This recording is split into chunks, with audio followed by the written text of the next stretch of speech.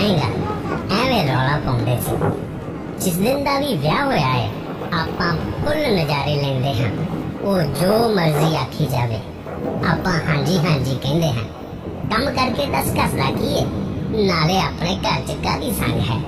ਐਵੇਂ ਲੋਕੀ ਰੌਲਾ ਪਾਉਂਦੇ ਆਖੇ ਵਿਆਹੇ ਬੰਦੇ ਦੀ ਜ਼ਿੰਦਗੀ ਤੰਗ ਹੈ। ਉਹਦੇ ਸੁੱਤਿਆਂ ਸੁੱਤਿਆਂ ਆਪਾਂ ਸਾਰੇ ਕੰਮ ਮੁਕਾ ਦਿੰਦੇ ਹਾਂ। 10 ਮਿੰਟਾਂ ਵਿੱਚ ਚਾਹ ਬਣਾ ਕੇ ਘਰ ਵਾਲੀ ਨੂੰ ਉਠਾ ਦਿੰਦੇ ਹਾਂ। 1 ਘੰਟੇ ਦੇ ਅੰਦਰ ਅੰਦਰ ਸਾਰੇ ਜਵਾਕ ਨਵਾ ਦਿੰਦੇ ਹਾਂ। ਕੰਮ ਤੇ ਜਾਣ ਤੋਂ ਪਹਿਲਾਂ 4 ਪਰੌਂਠੇ ਲਾ ਦਿੰਦੇ ਹਾਂ। ਕੰਮ ਤੋਂ ਆ ਕੇ ਸ਼ਾਮ ਨੂੰ ਵਾਪਸ ਆਪਾਂ ਹੱਥ ਵਟਾ ਦਿੰਦੇ ਹਾਂ। ਉਹ ਵੀ ਤੇ ਚੱਲ ਥੱਕੀ ਹੁੰਦੀ, ਆਪਾਂ ਰੋਟੀ ਬਣਾ ਦਿੰਦੇ ਹਾਂ।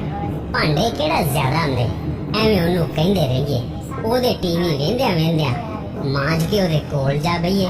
ਲੀੜੇ ਕੱਪੜੇ ਦਾ ਕਾਹਦਾ ਕੰਮ ਹੈ, ਚੁੱਕ ਮਸ਼ੀਨ 'ਚ ਪਾ ਦਿੰਦੇ। أعوذ بالله من الشيطان الرجيم بسم الله الرحمن الرحيم وإلهكم